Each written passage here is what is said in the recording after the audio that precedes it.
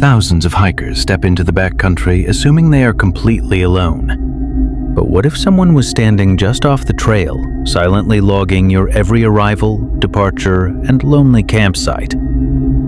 I was 34 when I hiked into the Gila Wilderness of southwestern New Mexico, eager for a 4-day solo trek to escape the routine of teaching high school history. Late September brought cool autumn air, clear afternoon skies, and empty trails winding through old-growth ponderosa pines. At the trailhead, I stopped by the Forest Service station where a seasonal ranger named Elaine processed my permit. While pointing out altered creek routes on my map, her desk phone rang. She noted a short message on a yellow legal pad, crossed it out with a frown, and muttered, "Happens more often than you'd think." I brushed it off, adjusted my pack, and started up the creek basin. A few miles in, I reached a trail junction marked for erosion repair. Despite the locked cable closure, fresh boot prints circumvented the barrier, traveled a short distance, and abruptly vanished into rugged terrain. That evening, I camped near a natural spring and shared trail news with a retired couple from Arizona. They mentioned passing a man in a tan work shirt claiming to check boundary markers.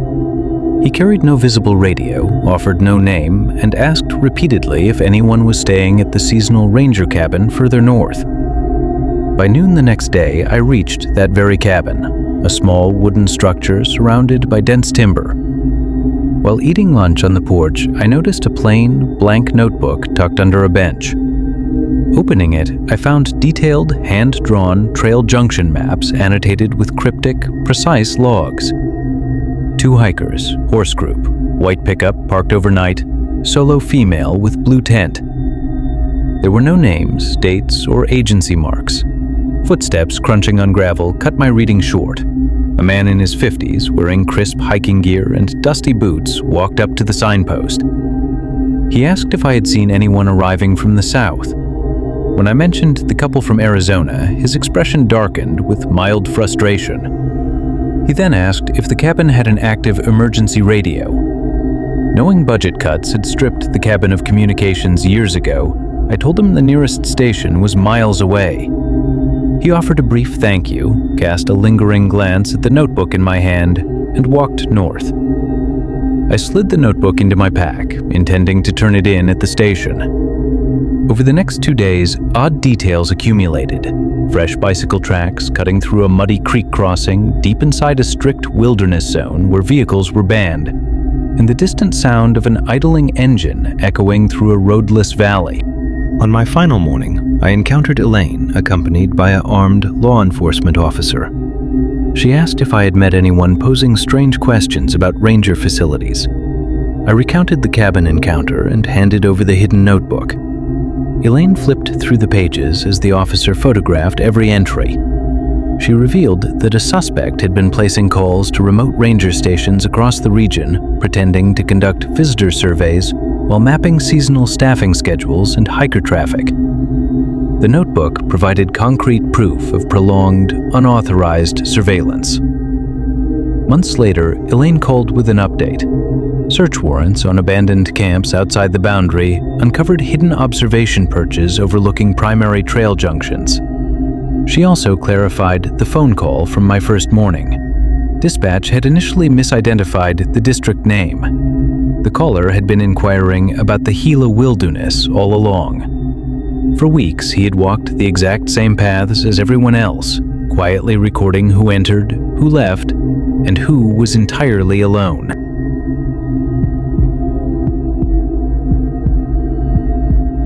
When navigating dense backcountry, hikers instinctively trust bright surveyor tape to guide their way. But a strip of plastic in the woods is only as safe as the person who tied it there. At 27, having recently moved to Washington, I volunteered for a weekend trail restoration project in the Olympic National Forest. Working as a paramedic during the week meant rough weather and strenuous labor were second nature to me. Our crew of 6 was led by a district ranger named Aaron. Before leaving the trailhead, Aaron issued a unexpectedly rigid directive. If anyone approaches you claiming to redirect our crew to another work site, confirm it with me on the radio first. No exceptions. We assumed it was standard liability protocol. We spent the first day clearing clogged drainage ditches and repairing trail markers before settling into a seasonal patrol cabin 9 miles from the nearest road.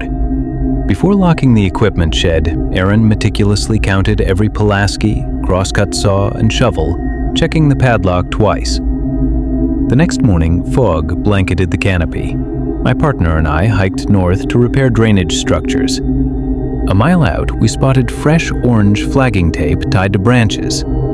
It immediately raised suspicion. Our project strictly used bright pink tape, and no other maintenance crews were scheduled for the area.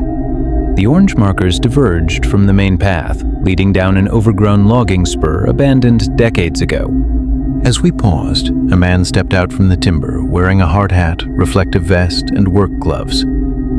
Holding a clipboard, he spoke with absolute authority. "You two are supposed to be at the washout. Supervisor Mitchell sent me to redirect your team." His professional demeanor was convincing, but he made a critical error. He referred to our ranger as Supervisor Mitchell. Our leader introduced himself solely as Aaron, and Mitchell was not his surname. I told the man we needed to confirm the change over the radio. His calm expression hardened slightly. "Coverage is dead down here," he warned. "You'll waste an hour walking back." I scrambled up a rocky embankment to catch a signal and reached Aaron on the second call. Upon hearing the details, Aaron's tone shifted instantly. "Stay where you are. We are coming to you now." When I looked back toward the spur, the man had retreated into the heavy fog without a word. When Aaron and law enforcement officers searched the spur later that afternoon, they discovered a hidden staging area at an old logging landing. Tucked beneath heavy tarps were stacks of unopened chainsaw blades, commercial power tools, and fuel containers, all tied to a series of high-value construction burglaries across 3 counties.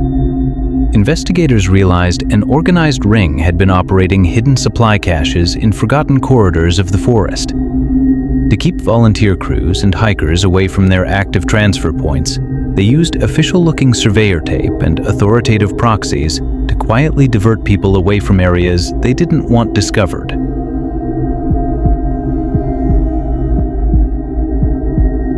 The silence of a winter wilderness can be deceiving. Just because you don't see anyone around doesn't mean you aren't being followed. At 46, I served as a volunteer wilderness first responder for search and rescue in Montana. In mid-October, an emergency page arrived at 6 a.m. A 26-year-old solo backpacker had failed to return from a 3-day loop in the Absaroka-Beartooth Wilderness. A sudden mountain storm had blanketed the higher ridges in fresh snow overnight. I joined a ground team alongside Ranger Melissa, a 15-season veteran who knew every drainage by heart. As we called out the missing hiker's name across the snow-dusted trail, Melissa spotted a sequence of boot impressions matching the backpacker's size. However, overlapping his tracks were the heavy prints of a broad, industrial work boot. The dual tracks led away from the main route toward a decommissioned horse camp. There, we found the remains of a recently extinguished fire, stacked rations, and utility trailer tracks scarred into the earth, despite the complete absence of legal vehicle access. Continuing along the search route, we reached an unoccupied backcountry patrol cabin. The shutters were secured, but the woodshed door rested slightly ajar. Hidden behind stacked firewood were plastic storage totes packed with commercial satellite chargers, trail cameras, and camouflage netting. None bore Forest Service inventory tags. An hour later, we made another unsettling discovery. The missing backpacker's trekking pole stood perfectly upright, balanced in the center of the trail as if deliberately placed. Following faint disturbances 100 yards downhill into dense timber, we located his campsite. His tent stood intact, dusted with snow. His stove sat beside a meal frozen mid-preparation. Yet his main backpack, boots, and personal navigation gear were missing. With daylight fading, we turned back toward the cabin to meet incoming law enforcement units. As we retraced our path, I noticed a detail that chilled me. Imprinted directly over our own northbound boot prints from earlier that morning was a single set of fresh, industrial tread marks heading south. Someone had walked the trail directly behind us while we were searching the woods. The missing backpacker was located alive late the following afternoon in a steep ravine 4 miles off course. He had suffered a severe concussion during the snowstorm, becoming disoriented before finding shelter under fallen timber. While the official report attributed his rescue to a standard navigation accident, recovery of his personal items revealed a more sinister context. The final photograph on his camera captured a weathered trail junction signpost miles from his site. Clipped over the official Forest Service advisory was a printed paper notice. Temporary detour, bridge repairs ahead, use alternate route. Records confirmed no bridge repairs had ever been scheduled. An illegal poaching and theft network operating out of hidden camps had been hanging counterfeit detour signs to steer unsuspecting travelers away from their operations. A trap that had led the young hiker straight into the storm.